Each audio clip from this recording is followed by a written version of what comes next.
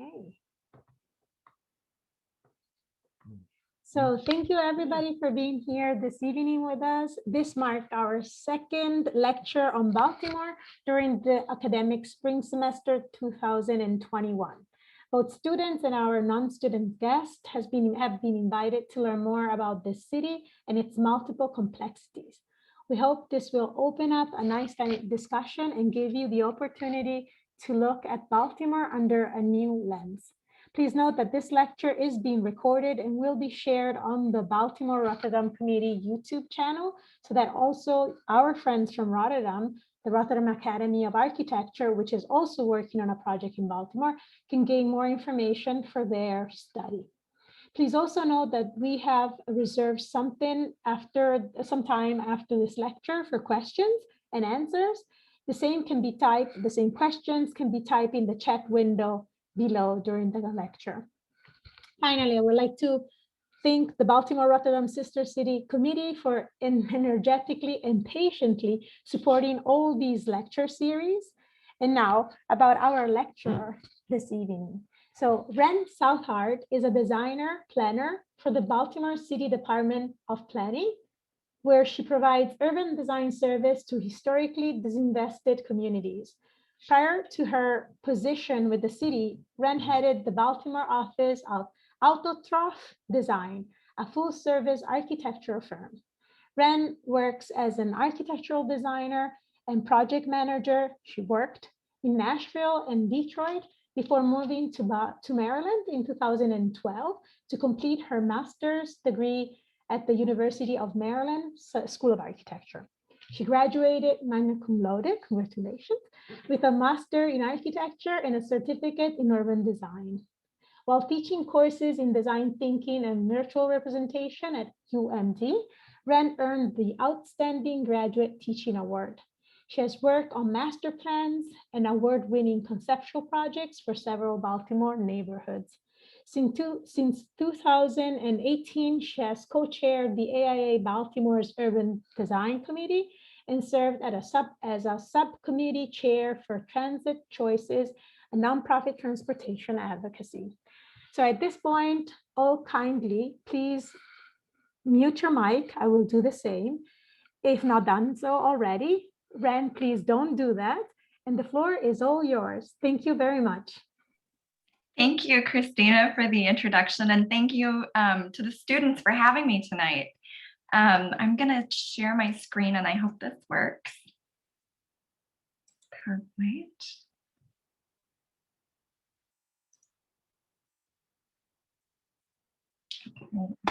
Let's see if I can get this to work. Okay. And I will be unable to see the chat while I'm presenting. So Christina, if you would kindly, I'll pause for questions here and there. If you could read the chat questions, maybe I can respond to those just individually as we go. Absolutely. Thanks. So just a quick background, this talk will give an overview of the planning department's process and highlight how the department works with agency partners and community members by examining one West Baltimore neighborhood. We will discuss the challenges to redevelopment, tools for addressing nuisance properties, how decisions are made, and the process for planning, design, and land disposition. We will also touch on implementation and look at how projects get completed, but we will just discuss this implementation very briefly since this is often under the purview of the developer and not the city. Baltimore has a history of inequitable housing and development practices that directly resulted in the pattern of vacancy we see today, and this map shows that vacancy. Those practices include things like redlining, which is most often associated with communities of color, but it can also be associated with older housing stock. Redlining was the process of color coding a geography's lending risk, red being considered the riskiest based on racist and inaccurate beliefs. And redlining was resulted in disinvestment and very little lending in those areas, which meant that housing deteriorated and values plummeted. Historic districts are also contribute or have an impact on vacancy. So they protect places from vacancy and oftentimes. And They protect places of architectural and historical significance, but they are overwhelmingly designated in higher income areas and areas with higher densities of white population. Many of the lower income communities have these significant architectural and cultural values, but they cannot afford to hire the consultants which are necessary to apply for the districts, meaning they will not have access to the same funding for restoration through tax credits, nor will they have the same protection from demolition. Another thing that contributes to vacancy are zoning laws. They can impact property values and affordability.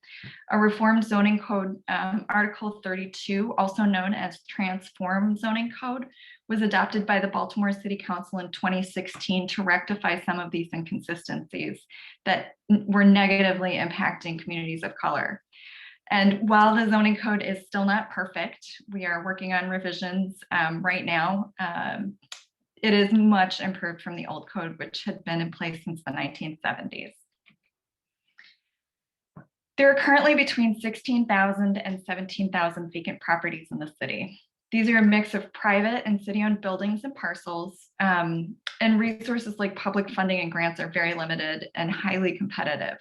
To add to the challenge, many other externalities impact the economic feasibility of redevelopment, meaning that private investment is really hard to attract.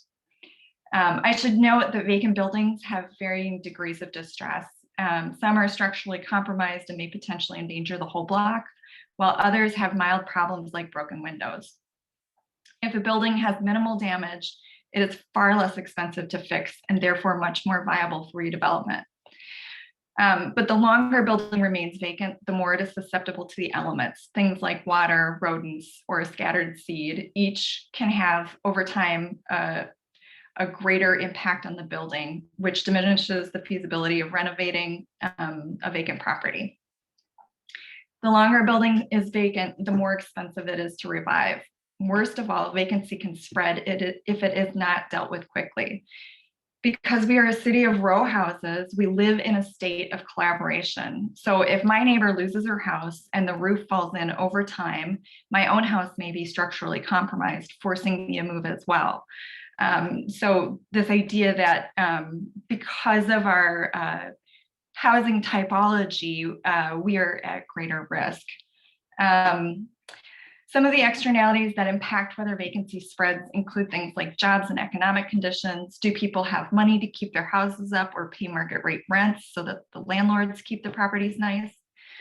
The real estate market and private demand for property. Are people willing to buy the building at a price that is above what it costs to fix the building?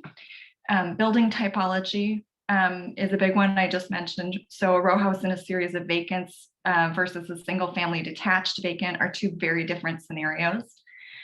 Access and transportation, how do you get to things, what is nearby? So the idea that community desirability goes beyond the housing stock. Things like crime, physical challenge of the site, including topography, hydrology, anything that can impact and compromise the structural integrity of the building. Things like public health, is it next to a dump or a factory with toxic chemicals or terrible smells? And then lots of other things. All of these things impact whether or not things get redeveloped or stay vacant. Private investment can be difficult to attract in areas of high vacancy. Some of these challenges may include things like existing homeowners may not have access to a lot of capital to fix their houses. Private investors and landlords don't see a return on their investments, so they won't keep the property up nicely. This is not an excuse, but it is a reality that we struggle with often in the city. Or they may keep their properties up with a minimal investment to protect them from receiving fines, but adhering to the lowest standard does little to spur market improvement. We have tools like code enforcement, streamlining, which looks at where to kind of target the code enforcement efforts. So finding people for things like broken windows or peeling paint, but it is a fine line. It can hurt a neighborhood as much as it can help. So understanding that someone who's a bad landlord who barely keeps up their property and a wonderful longtime resident who's living on a fixed income with limited mobility, those two houses may look the same despite the very different social value each would have on a community. So code enforcement doesn't get to choose between good and bad owners. It just looks at the physical condition of the house.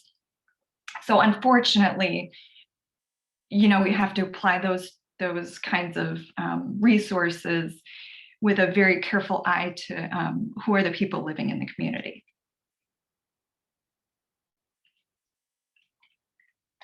Pardon me. Okay. And then before we get too far into this, this conversation, I thought it was important to also define vacant. If a building is unoccupied and unsafe or unfit for people to live and work inside the building, or if it has 2 code violations that have not been fixed, or it has 6 code violations in the past year, then the building meets the definition of vacant buildings in Baltimore City. Even if a building stands unoccupied for a very long period of time, Baltimore Housing does not consider the building vacant until it meets these criteria, and the city issues a vacant building notice, also known as a VBN.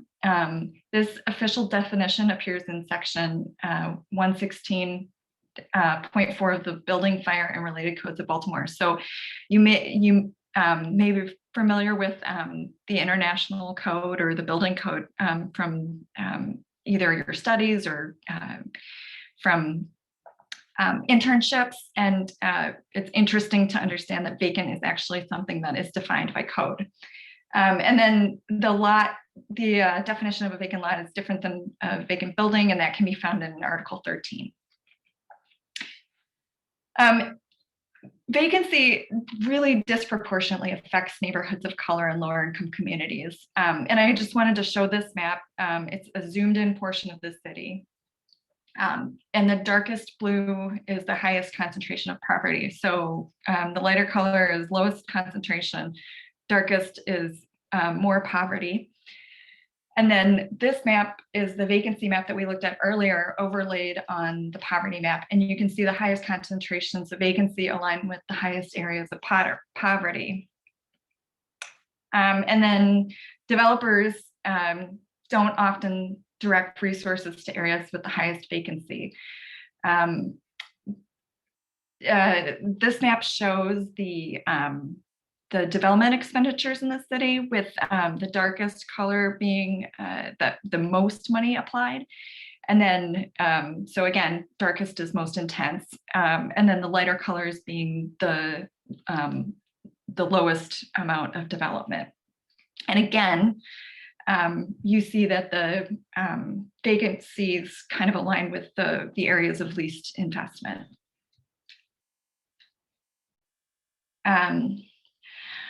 So the planning department, the city in general, has been working to address the inequities in the city. The planning department works with other agency partners like Baltimore City Recreation and Parks, BCRP for short, and the Department of Housing and Community Development, which is DHCD for short, on redevelopment efforts.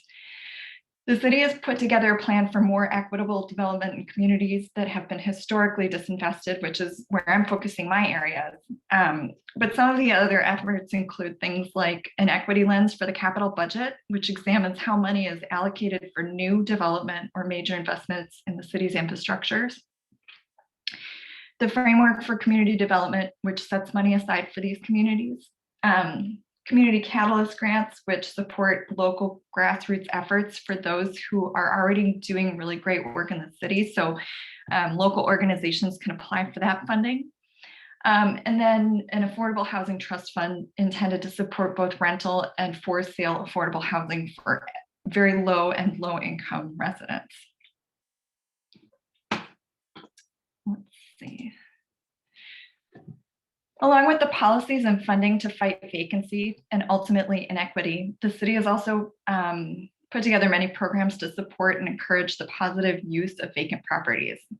Vacants to Values is a program that offers interested homeowners and small developers an opportunity to invest in Baltimore City by purchasing and redeveloping individual or small bundles of city-owned properties.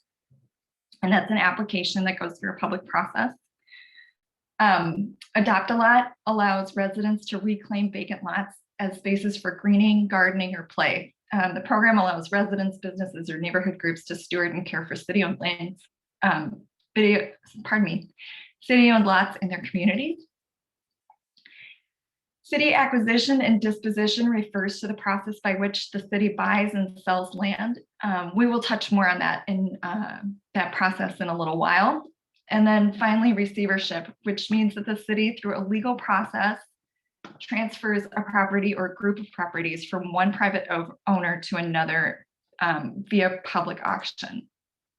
Additionally, the winning bidder signs a contract to begin bringing the buildings up to code in a timely fashion. Receivership is used as an alternative to acquisition, acquisition being that the city buys the property.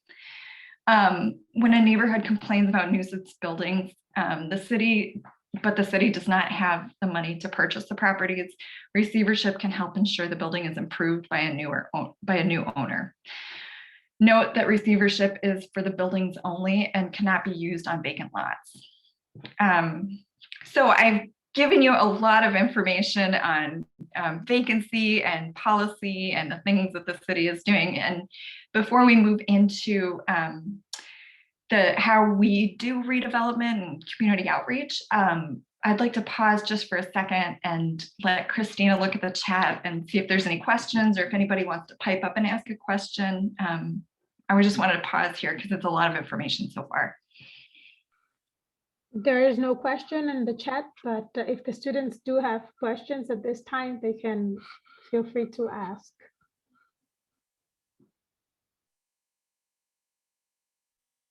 Okay. Well, if something pops into your head, jot it down or put it in the chat, and I'd be happy to also answer those at the end of the presentation. Okay, so now we'll go into process. So how does the city do redevelopment? We've identified some of the challenges with redeveloping vacant property in the city. So now let's turn to what happens when things do get redeveloped and how those decisions are made. The city uses a community-based bottom-up approach. So if you look to the graphic, it shows the basic steps of the development process. The gears in the middle represent the main partners, DHCD, the community, and the Department of Planning. And the arrows moving back and forth through the cycle represent how we consistently circle back with each partner to assess whether we are on the right track. Sorry, my dog. So first, neighborhood groups identify nuisance properties with the help of residents, and then they bring these to the city, to their city partners. DHCD and planning work together to also identify neighborhood need, cost, and feasibility. Since the city doesn't have capacity to address every vacant property, some prioritization must occur. Together with communities, we decide which tools will be used to spur redevelopment. So I mentioned some of the tools earlier, but things like acquisition, disposition, demolition, all of those things are things that the city uses to spur development or get private developers interested in land. Let's see. In some cases, stabilization programs to preserve vacant buildings for later private development occur. So cutting out some of the baseline work for future developers is sometimes worth it in order to just kind of put off that maintenance for them. In other cases, we may have to demolish and then acquire land, paving the way for future development. Communities ultimately help the city decide which tools are used for revitalization and redevelopment within the legal constraints of zoning, building code, and of course, financial constraints. Once an area or a neighborhood in some cases is selected as a target area, the community leaders coordinate with planning and DHCD to decide which properties get certain types of attention. So whether they're stabilized or bundled and acquired for redevelopment or even demolition, which we try to use very sparingly because there's so much beautiful architectural history here. And unfortunately, a lot of it has already gone away over the years.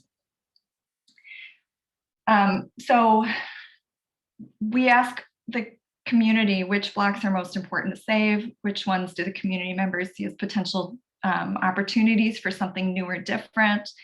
Then after we've kind of identified some of the main priority blocks, we will establish a scope. So is it a whole block? Is it a few blocks? Is it a few properties? What do we have room for? And then after the scope is determined, I work with community members to develop ideas. Community input comes in a lot of forms.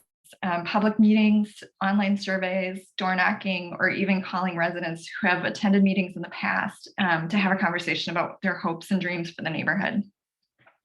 This photograph is from before distancing mandates, the month before. Actually, we met in February 2020, and residents worked together on a mapping exercise where they allocated green space or pointed to areas that they wanted to see redevelopment, or places that they wanted to see housing stabilized or buildings preserved. And we scanned all of those maps and analyzed them and took all of the data. In addition, we had them fill out surveys to answer the questions. Things like, what are the residents' needs? What are their hopes? What are their concerns? What are their ideas for living their best life? Then we ask things like, do they see areas that are good opportunities for redevelopment? Because neighborhood residents are context experts. Like, I might be the designer, but they know every nook and cranny of the neighborhood. They know what the strengths are. They also can tell me if there are already existing plans or priorities that we should be considering. So even if something isn't like a formalized plan, a lot of times if there's vacant space in a neighborhood, people will be thinking about it and they will have ideas and they will be ready to share those ideas. So once we have a grasp on what exists in the community, we often do a mapping exercise. So this map represents some of the work that I've been doing with communities in West Baltimore. We identified ongoing planning initiatives and infrastructure improvements, which are the gray color. We identified recent developments, that's the dark orange, opportunities for future development, that's the yellow. Designated green spaces, parks, or indoor recreation space, that's green. Neighborhood anchors are the teal. The new Black Arts District area, which is outlined in that teal, it's got kind of a light, almost like a teal mask on it. And then educational spaces are blue, and historic districts or designated buildings are purple. And then after identifying the significant spaces, we added some boundaries of where we would focus. So this shows the boundaries for the 3 neighborhoods that are part of the framework for community development that I mentioned earlier. They are Penn North at the top, Druid Heights in the middle, and Upton at the south portion of the map. And then I don't know if this course is focused on it, but I wanted to call out Harlem Park, since I think you focused on it last time. And just to show the proximity of, Harlem Park is right here, and the neighborhood that I'm focusing on is right here. So they're very, very close geographically. Once the initial inventory of assets and opportunities is completed, and the information gathered from communities has been analyzed, it's time to check in with community again. I use a lot of data visualization because sometimes just putting up a graph or like a lot of words on the screen can be hard to digest, especially in this digital age when we're all kind of like looking at our laptops or computers all day. So I like to have the data in a couple of different ways. So this graphic shows some of what we heard from the community meetings about what they thought their strengths were. Visualizing data and reporting back can help ensure that we got it right and we're ready to move on towards offering options to the community.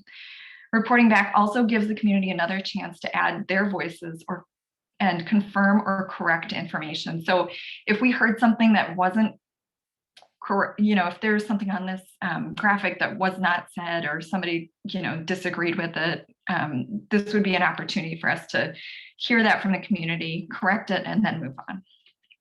Oops. Let's see.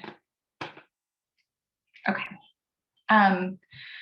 Inclusive planning will always include procedural equity. Procedural equity refers to the perceived fairness of the process and processes and procedures used to make decisions regarding the allocation of funds. Transparency and inclusion in decision-making help to make the process more fair. So it's super important for us to circle back and make sure that everybody's on the same page before we move ahead. Once the community is briefed, we can always make adjustments and move ahead with determining the scope. And when we are clear on community wishes and goals, we can determine the scope of the project. So this outline is just a zoomed in portion of the map that I showed earlier. We have selected Druid Heights as kind of the focus for this planning exercise. Additionally, a larger scale look at assets and opportunities has been applied here with more details. So we're looking at this parcel by parcel instead of kind of just generally geographically. And here we've mapped owner occupied properties, which are pink.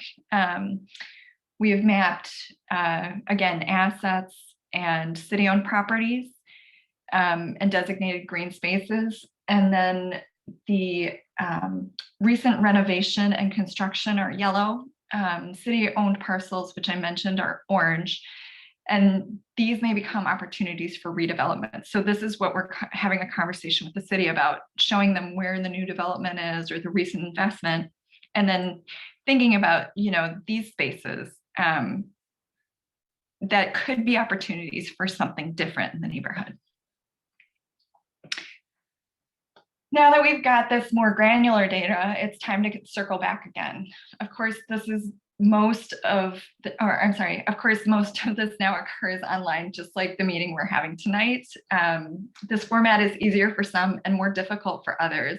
We've seen an increase in attendance overall, but we're seeing a lot of different folks than we saw at the community meetings.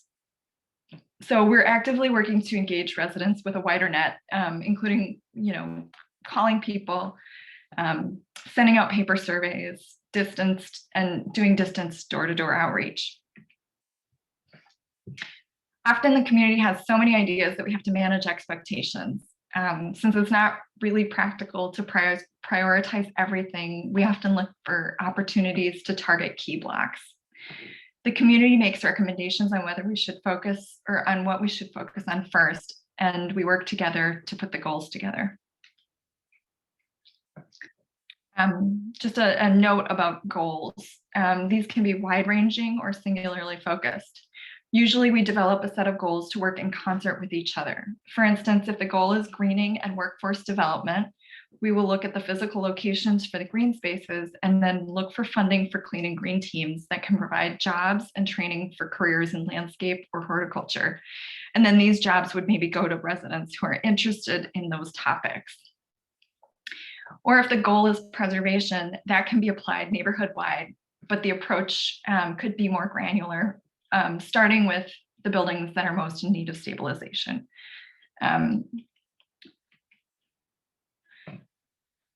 So after setting goals and getting more specific about the scope, we can begin to apply the ideas from the neighborhood to different concepts. From the community meetings and work sessions, which began as in-person meetings and then evolved into these online meetings or distance events, we developed several concepts by putting the ideas into different buckets. So we basically took all of the information that we heard and divided it up by category, and then thought about how those categories relate to each other and were there certain specific ideas that emerged. And what we came up with were three distinct kind of neighborhood ideas. I'm showing you two here. The first, the one on the left, is a neighborhood that fully supports the burgeoning Black Arts District with things like artist housing, performance spaces, cultural heritage focused programming. So things like arts after school programs or teen dance center or painting studios for seniors, things like that, things that were really specific to this arts and culture programming. And those were all ideas that came from the community. So those were ideas that when we talked about the arts district and the proximity, people got really excited and said, we should be supporting our artist community here, and we can attract our artist community, with this artist housing, or we can, open up the arts to people who maybe are retired or teenagers who are making their decisions about what they want to do with their lives through these different programs.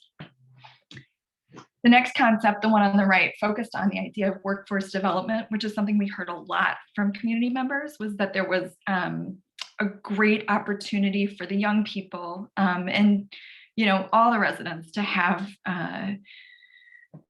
increased access to either not just education, but things like training programs or internships and things like that, or collaborative workspaces where people could share knowledge and ideas.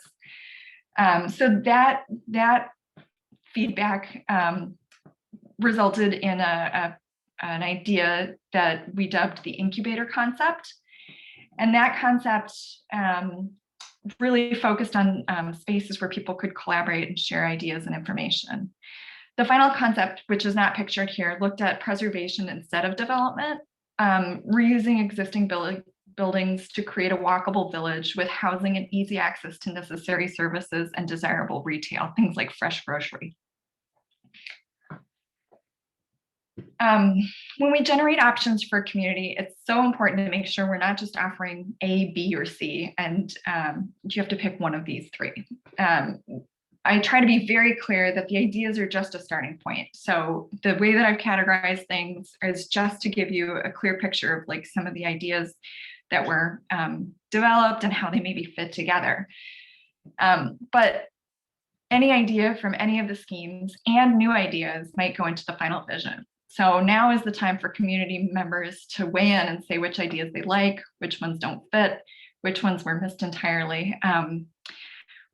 This didn't happen in this community, but there was a suggestion of a skate park for one of the West Baltimore communities. And it was great because it sounded like a really great idea on paper. And then when you put it on paper, suddenly the neighborhood members were like, well, wait a second. On paper, that's next to my house. And I don't want kids skating until midnight and, like music and noise and all this stuff. So it allows you to take an idea and give it a location. And then once you put it in a place on a sketch, suddenly you get a different kind of feedback. So the idea of iteration comes in here. It's an opportunity to entertain a lot of ideas, narrow them down, edit for clarity, and then back the complexity back in, and again, filter out, all the while giving the neighborhood this opportunity to weigh in and think about it and put it in their court and say, does this still work for you? And the other thing that it does is it gets communities really comfortable with the ideas. So if you're like me, when you put me on the spot, I'll say, yeah, I like that. And then a couple of days later, I'll think like something about that was just not right. So you give, by giving the community several chances to have a conversation about the ideas that are put in front of them, it allows them to digest them more slowly. And you get this really wonderful familiarity with the project, and also many, many opportunities for them to have those ideas that might be marinating, then they can actually get them out instead of giving them an hour and a half to digest all the information and asking them in that time period, what do you think of this? Do you like it? Because ultimately, a lot of these decisions are things that people live with for years and years. So going back to this idea of abstraction and iteration, as an urban design professional, it's my job to listen really carefully to the needs and requests of the community, and then find ways to ensure those ideas are implemented in sustainable ways. And when I say sustainable, I'm not just talking about environmental sustainability. I'm thinking about which things will stand the test of time, which things will survive if funding gets cut. The answer is almost always those things that are place-based and reflect the communities that they're in. So this ensures neighbors will be involved. They'll feel a sense of ownership. They'll make an effort to keep the spaces their own, with or without the city's help. And thinking about things in more abstract ways can start to tell a story about the community and how these underlying place-based ideas emerge. So for instance, Druid Heights community members had said repeatedly that they wanted to maintain and add to the green spaces in the neighborhood. They are also really interested in traffic calming and walkability. And these ideas merged into a diagram to reveal a pattern and flow of open space that we could then work to support with street trees, infill housing, and safe pedestrian access to local shops and businesses. So having this part T helped me organize the supporting ideas while clarifying the vision. Supporting ideas are often functional or aesthetic. Sometimes they may even be programmatic. Whatever the category, these functional ideas can help support the main ideas. For Druid Heights, we found inspiration in how the neighborhood was connected to two extremely important corridors, Pennsylvania Avenue and North Avenue. Get a drink of water. So Pennsylvania Avenue connects Druid Hill Park, which is a regional treasure. It's a wonderful park. If you've never been there, I highly suggest it, to downtown. Plus, it is full of rich cultural heritage and some of the most important Black entertainment history in the world. It's the space where Billie Holiday and Cab Calloway wrote and performed hits. It's the place where W.E.B. Du Bois mingled with other civil rights pioneers. It's just an incredible place. And you know, now with the support of the Arts District, hopefully there will be some of that cultural heritage preserved and restored. And then you have North Avenue, which runs east and west, kind of straight through the city. And it's a main east-west arterial street connecting two really important schools, Coppin State, which is an HBCU, and Maryland Institute College of Art, or MICA. And then thinking about how and what may draw these communities into Druid Heights helped shape the final concept. So thinking about these young people and these professors who are at these institutions and what they might want in a neighborhood started to also shape the design. But it was a secondary concept because the neighborhood had kind of spoken and said what they wanted. So that took priority, but then there was this additional layer to it. The final iteration has many ideas from earlier plans, as well as new ideas that emerged during the process. The designated green spaces were a main focus on all of the plans, and the diagram helped to organize them and review the gestalt, or the parts that add up to be more than their sum.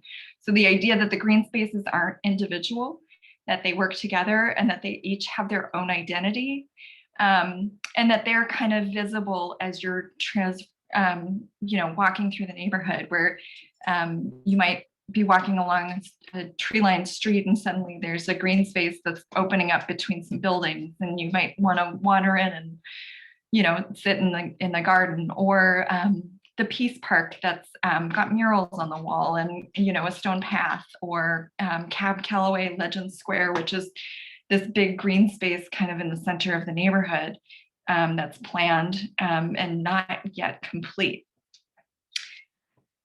Commercial, shown in red, is mostly remaining in place, which was taken from the walkable village concept and received a lot of support from community. So when we went back and asked community, which of these plans do you like?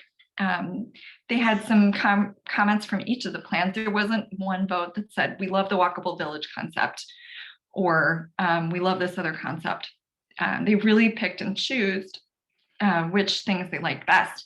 And one of the things that we heard was that the retail scale was about right. They didn't want a big box supermarket. They wanted kind of small shops, cafes, maybe a small grocer that could be tucked into one of these lovely historic buildings that's on North Avenue or Pennsylvania Avenue.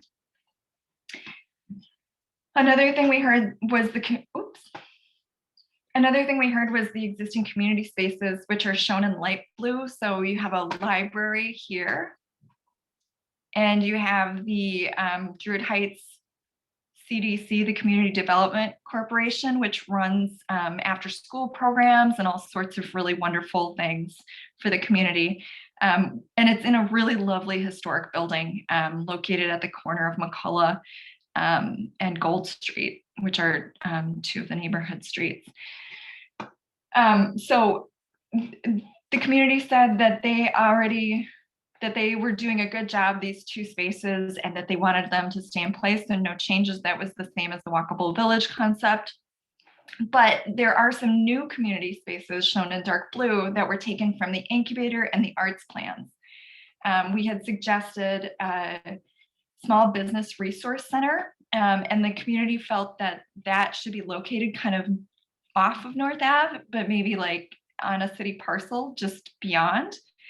And then we talked about a building to support the new square, and the community felt like there was an opportunity to have a teen and senior resource center where there could be some arts classes or some job training and things like that. And it would be an opportunity for a new kind of program where seniors and teenagers meet and become friends, and teenagers have opportunities to be mentored by people who've been through life, and maybe make a new kind of friend, somebody different from just the people that they know from high school or from their neighborhood.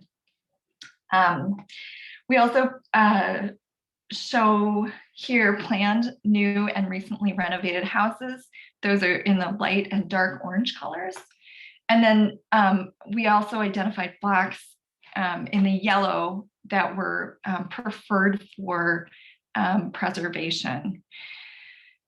Since we can't prioritize everything, those places that do not have a well thought out plan don't have any color either. So hopefully the hope is that these will see private investment as a result of the other good things happening in the neighborhood.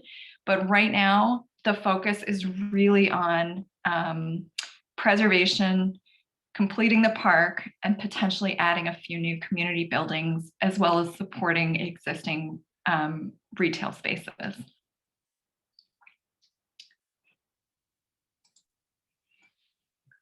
As we move towards finalizing the neighborhood vision, we also narrow the scope.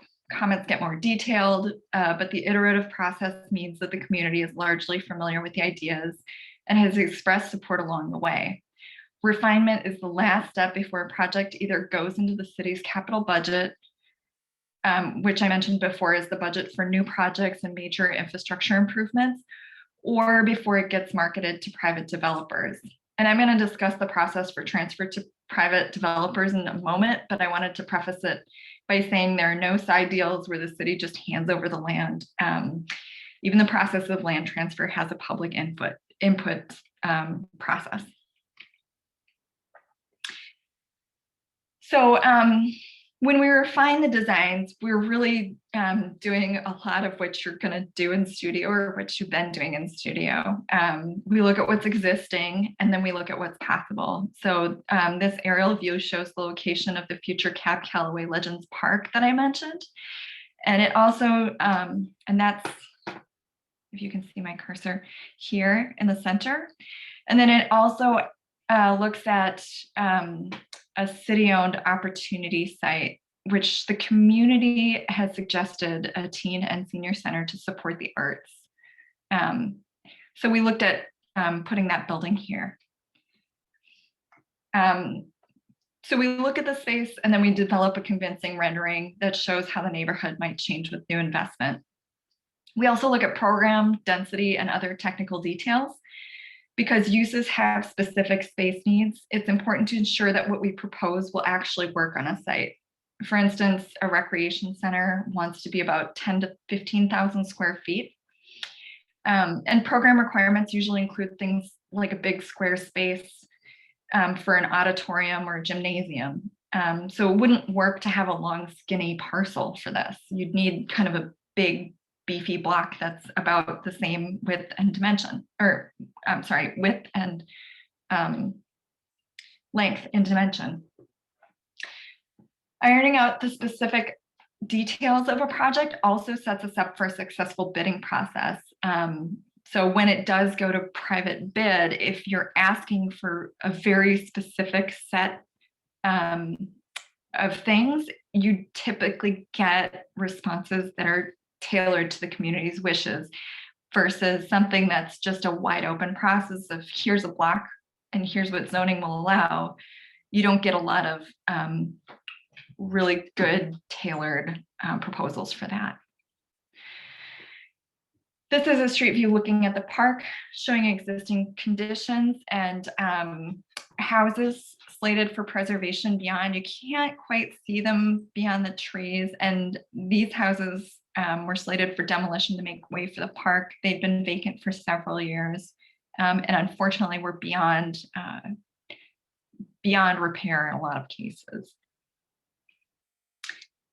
And then this is a vision showing perhaps what the park will look like in the future, and those renovated houses, which the community identified as,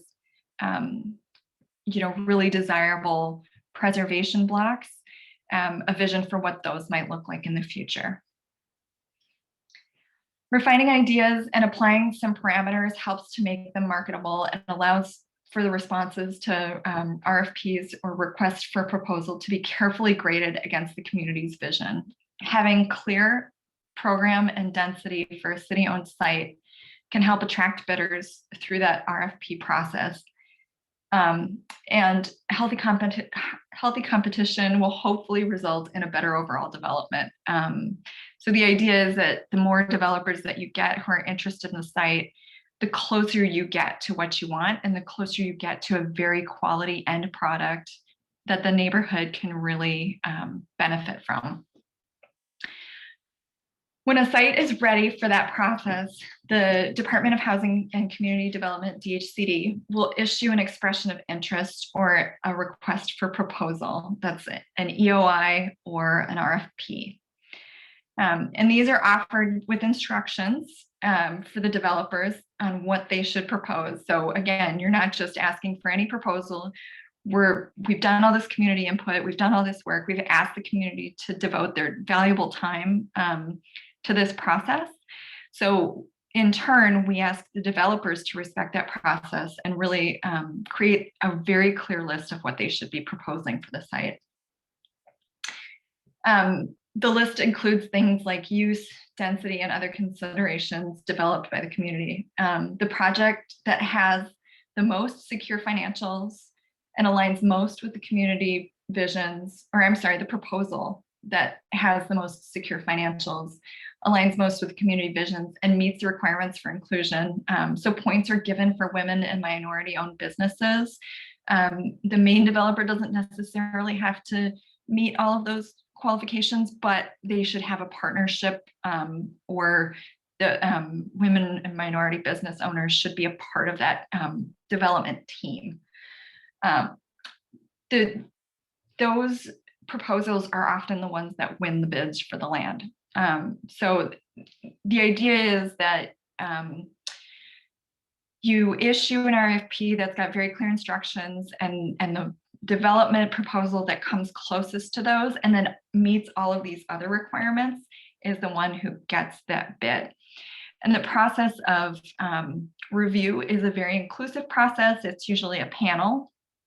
It usually includes community members who've worked on the development, as well as city officials. And it tries to be as inclusive as possible and use scoring mechanisms that don't, that filter out any sort of bias. In the development process, there are a lot of ways to get things done.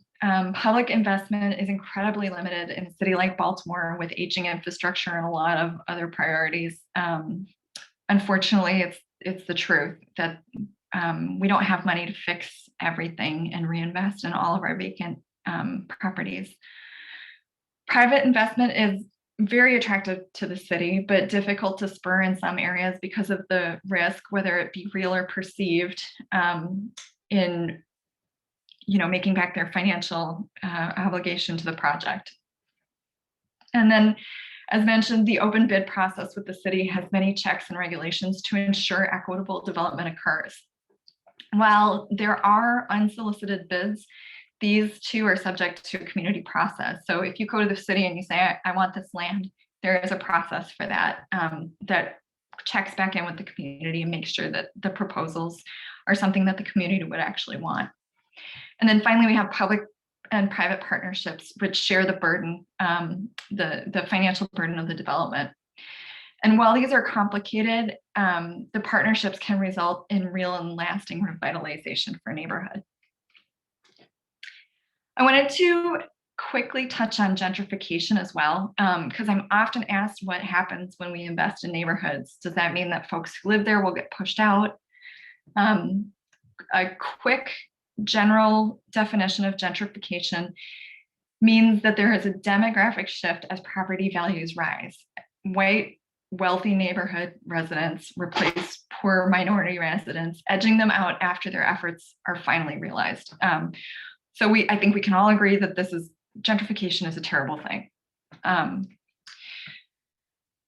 What we are striving for is revitalization. So taking a community-paced approach to avoid too much economic and demographic shifting. The more financially mixed a community, the better. Right? Revitalization focuses on strategies to minimize displacement and ensure existing residents reap the reward of economic development. This also extends to businesses.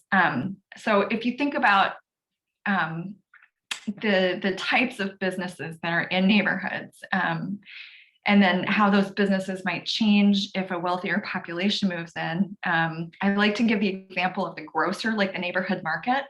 It does harm to lower income residents if a higher priced grocer pushes out a lower priced one.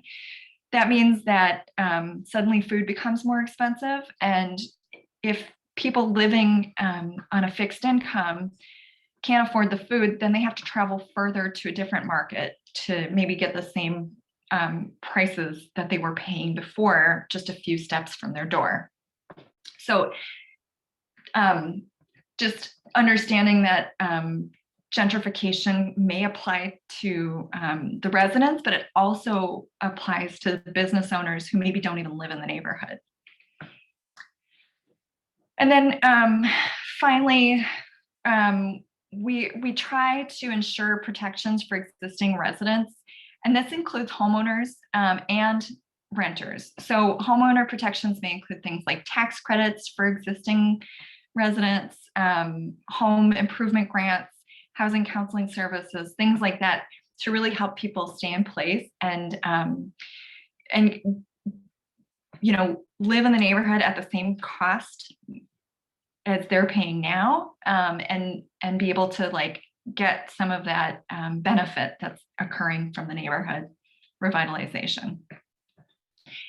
And then, as I mentioned, protections for existing residents should also include renter protections. And these may include land banking, rent control programs, and then things like housing counseling programs that can help people who live in the neighborhood become homeowners in the neighborhood before prices get too high.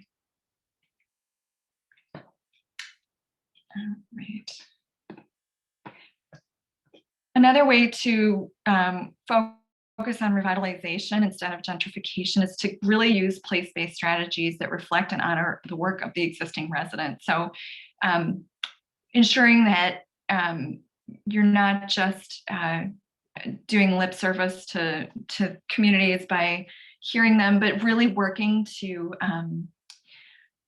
ensure that their stamp is left on a project, and promoting the things that they want and prioritizing those things, even if they're expensive and difficult to achieve.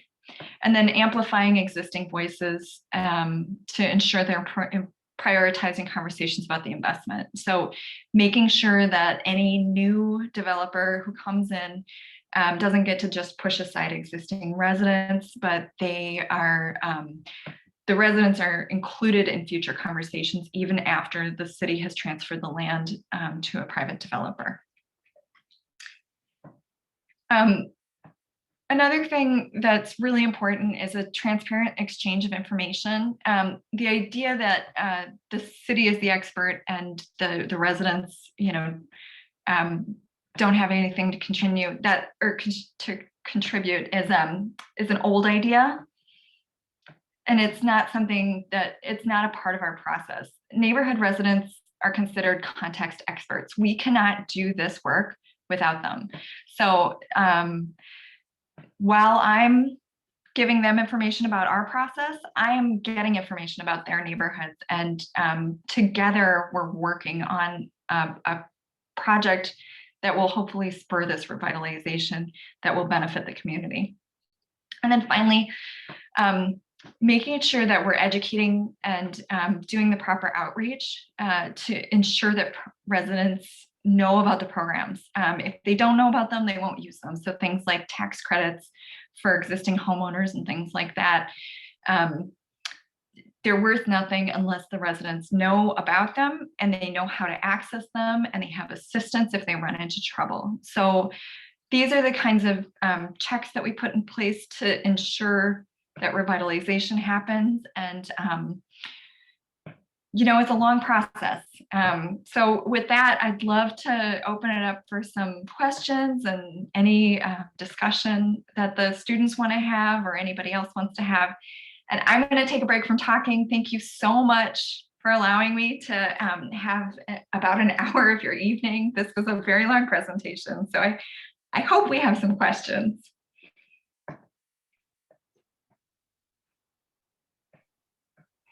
We will, right, students? Otherwise, I start and then I never end. So it's better if the students take the lead. James Thompson, I just wanted to, you say gentrification is bad, and that was a pretty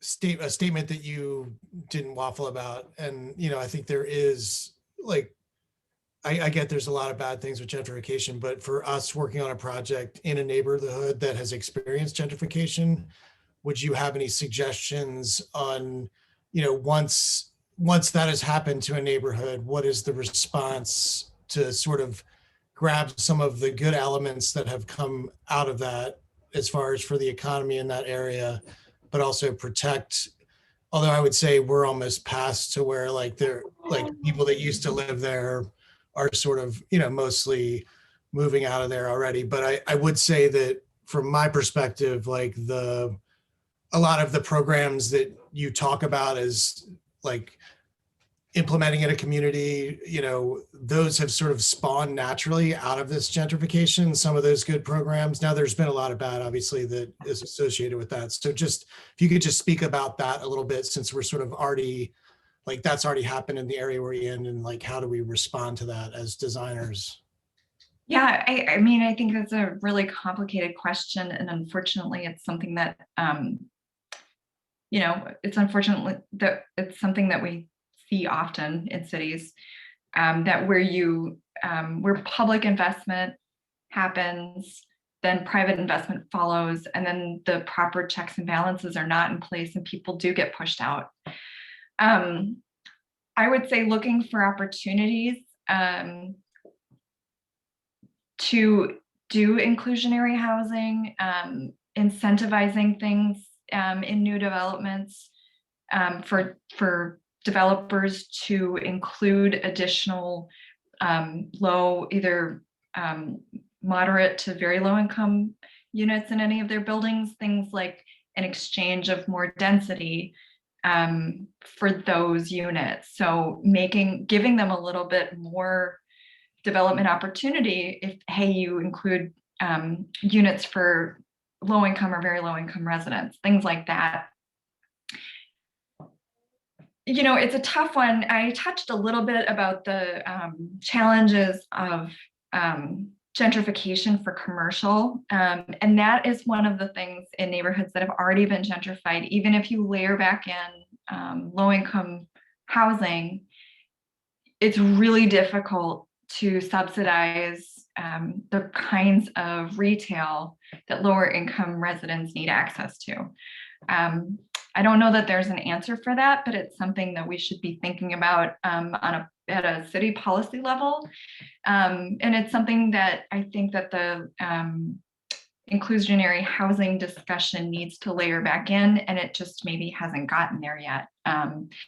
Because, you know, if you're paying twice for your dry cleaner in a higher income neighborhood because the rents are high, you know, it's disproportionate, or there's not even a laundromat because all of the units have laundry in them except for the low income units.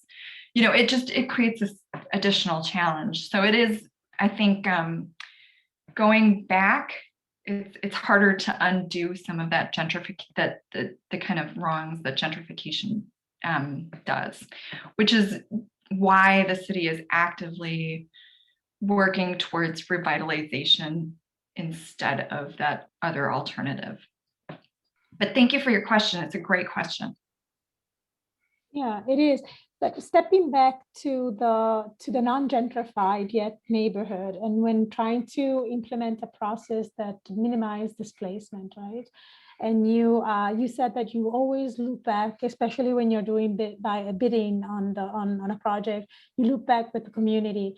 I will be curious, first of all, how you do that. Like, how do you present the new project to the community, and how can you avoid attractive developers? Like, I'm being very banal here. There is Starbucks that wants to enter, or something that is very attractive. Two neighborhoods, if we're talking about Harlem Square Park, two neighborhoods that are frequented maybe by students and faculty from the University of Maryland. So you do need those places in place, right? But they are not serving the population that is already there. How can you, pull back or turn down some offers when you have them and you do know that they're not beneficiary for the existing population, but they are going to be attractive to other people and therefore start this mix? How do you, first of all, how do you present this to the community, and will they accept? And if they don't accept, what do? You turn down the offer.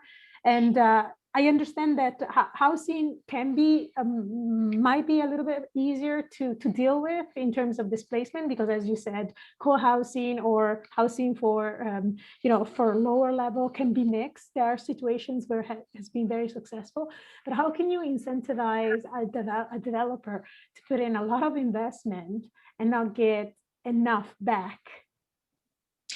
So that's a great question. I'll first say as a disclaimer that the city and the zoning code regulate use only. So they regulate the what, not the who. So if we're talking about coffee shops, the city can't say Starbucks no, mom and pop coffee shop yes. Under the law, that's not something that we can regulate.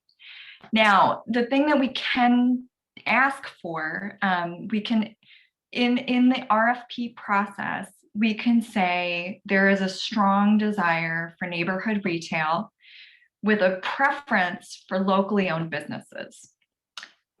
We can't promise that that's going to happen, but we can at least put that desire forward. And that's when the developer selection really comes down to, or the RFP really comes down to, like, what is the developer really offering? So does the offer, is the developer, does he want to build a project that the community wants from an architectural standpoint? Like, we're going to do this density, it's going to have these uses, but the grocer is going to be a Whole Foods, the coffee shop is going to be a Starbucks, and we're going to have a luxury clothing shop in a low-income neighborhood. Versus another developer who says, I maybe need a little more density, but I can promise you a mom and pop coffee shop. I'm working with this local business that you already love, and they're maybe in a pop-up space, and I want to give them a permanent space.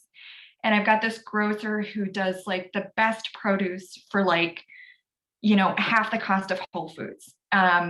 So that's where the RFP process really comes into comes into play, because it allows it to get a little bit more granular, and it allows people to score projects that may seem the same on paper, and really look at them and think like, okay, so yes, this meets the programmatic and the density that the community asked for, but I, as the community member who's sitting on the panel for this, know that what's really important was not 110 units or 120. We could go to 120 units, but this other more nuanced thing is more important to the community. So it doesn't become about the city says yes or no, or allows or doesn't allow. It's a little bit more of like a handshake and a trust with the developers, since we can't technically regulate the who, if that makes sense. It does. In connection to what you just said, though, how do you regulate rent? Because if mom and pop needs to pay the same rent as Starbucks, that they can, it's not sustainable, right? So how do you manage that? Do you as a city mandate lower rent for some, or? At this, unfortunately, that's outside of my purview. To my knowledge, we don't have any rent controlled spaces in the city of Baltimore. We do have,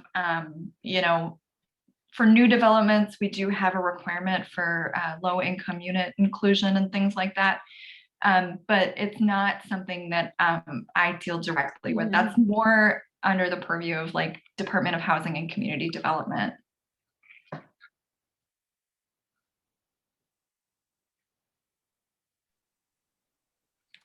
I have a question. Hi, I'm Sheila, and I was wondering if in a model like this, where you work with the developer and you have a fairly large scale project, there is any room for private organizations such as Habitat for Humanity or other similar organizations to come in and share in the development and possibly bring their expertise and their the effective ways that they can work in communities? Yeah, that's a great question. We often see partnerships with developers and nonprofits and things like that, especially when they're approaching something like this in a community that's in need of development, but not a typical, hot housing market. So that's something that we do see.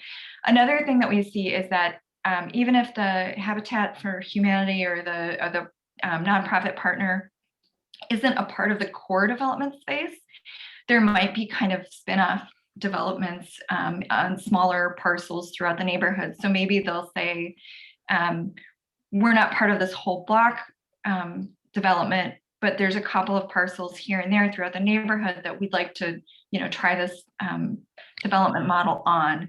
And there's we see those as working in concert with each other. And oftentimes when we're doing a larger neighborhood plan, there's lots of opportunities for different sites throughout the community. So I think that's a great question.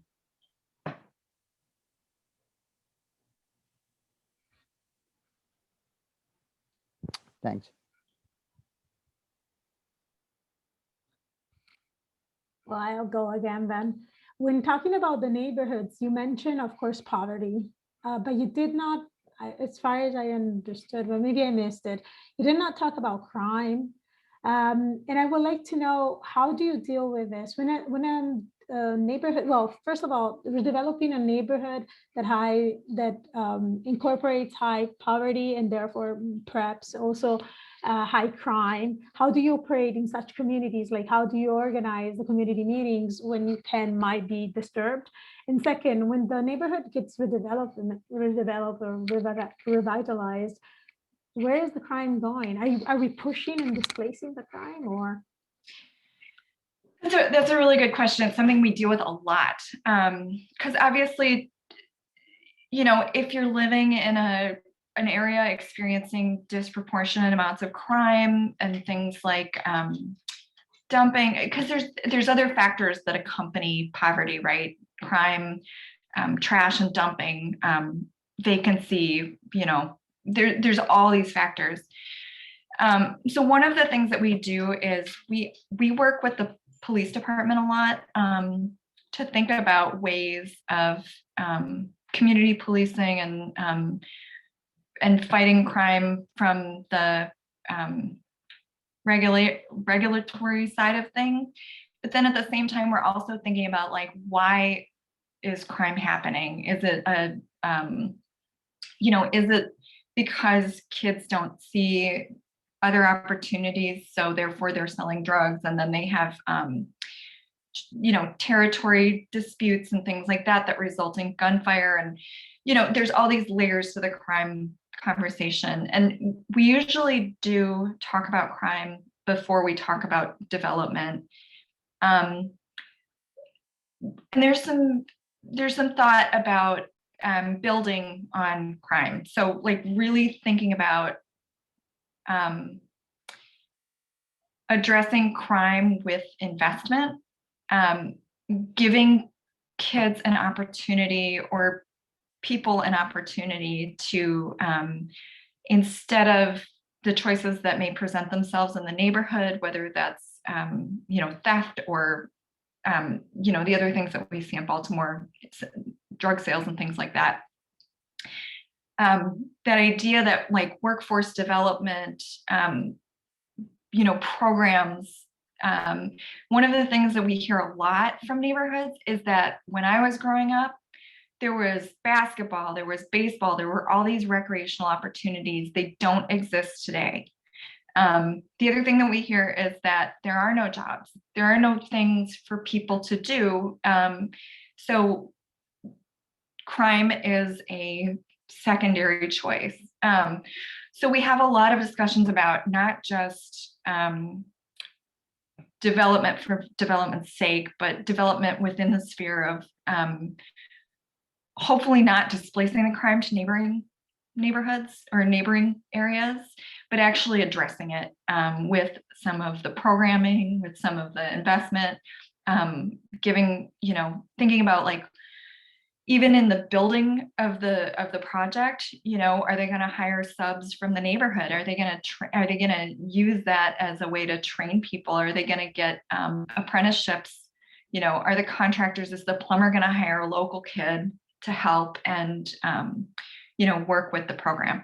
And that's all in the point system. It's not something we can regulate, but if a developer comes to us and says, hey, we're putting together this proposal and we're going to do all the construction with local workforce. All of the subcontractors are going to have 2 apprentices that they're going to hire from the neighborhood.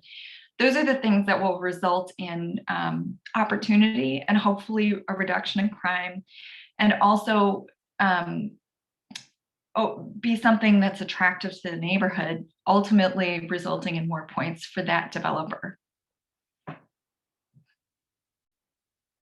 But yeah, it's a very complicated problem. It's a very complex city, right? But I think every city is. I know that we have 2 minutes left. So if there are questions from the students, otherwise I do have 2 other questions. And I will just say, so on my last slide,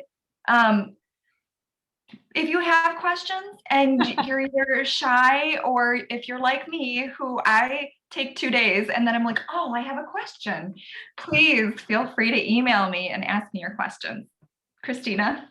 I think Andrew has a question.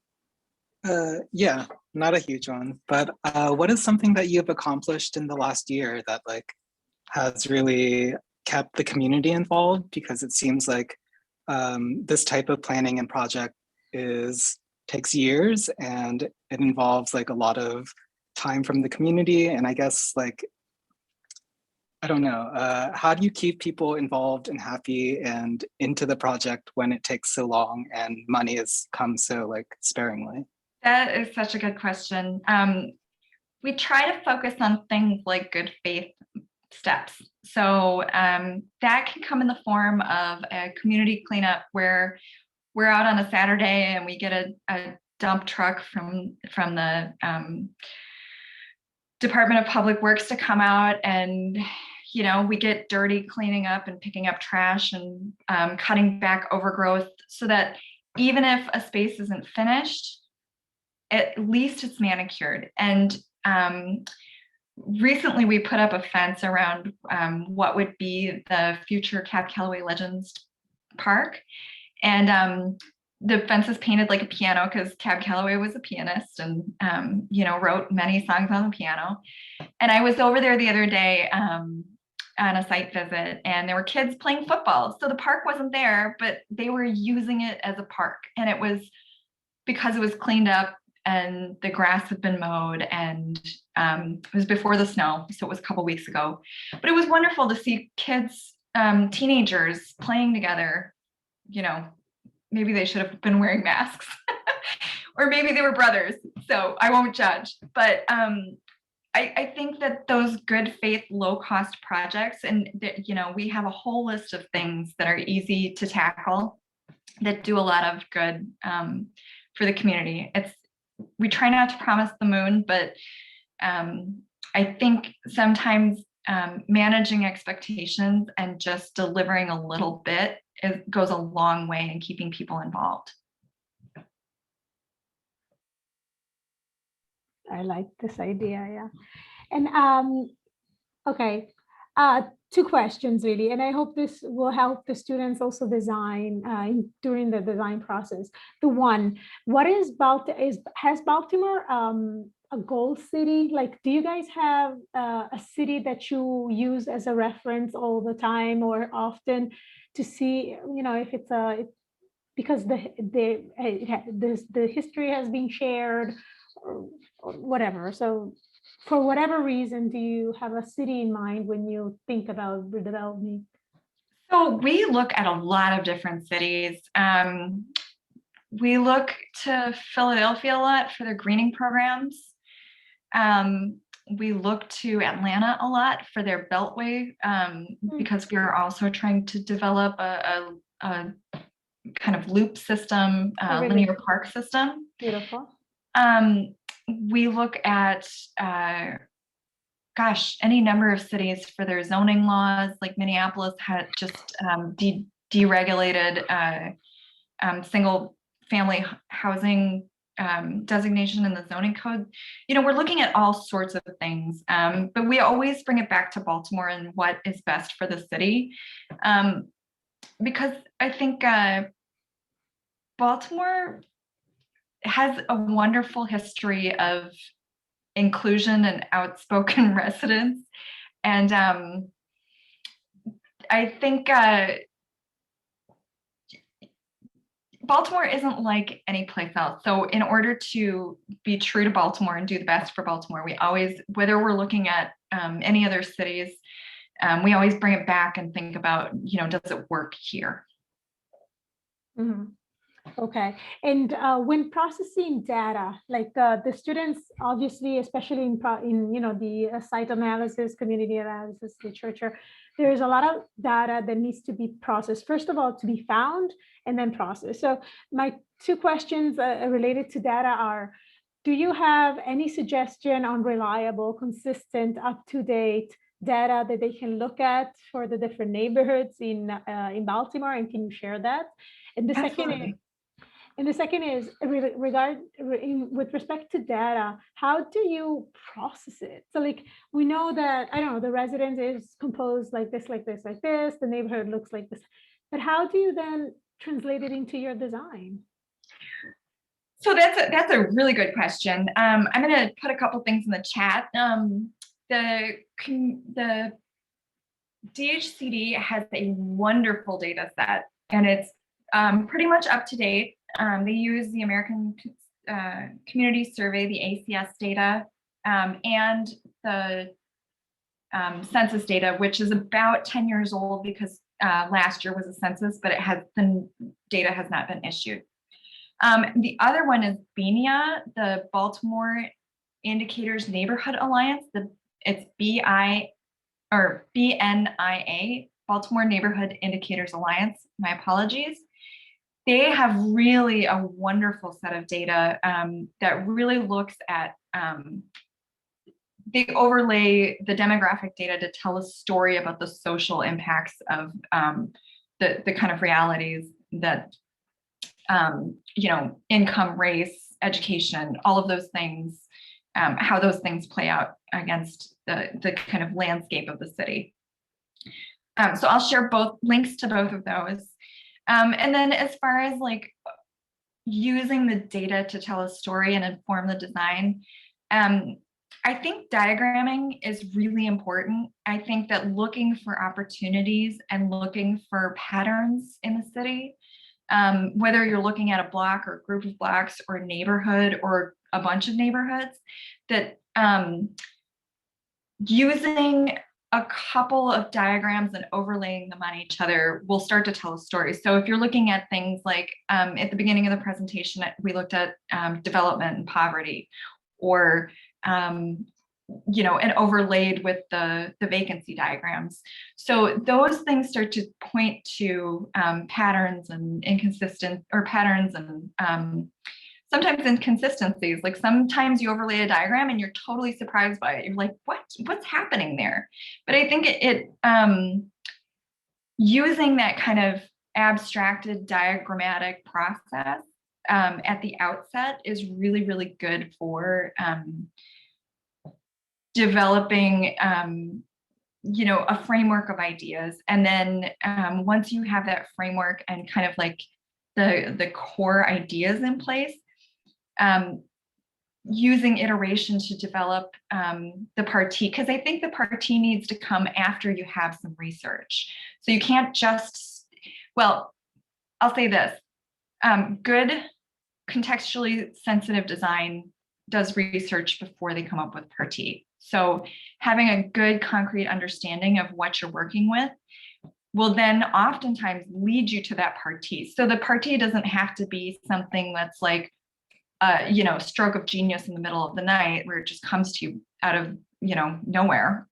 It should come to you out of an aha of look at all of this information, look at all of this abstraction, look at all of these things overlaid on each other that point to a viable solution that then can drive the rest of the design, if that makes any sense. It does. We love diagrams in the studio. Yes, lots of diagrams. Well, thank you so much, Ren, for being with us and going overtime too. No, thank you for having me. It's such a fun, you know, I miss being in school, believe it or not.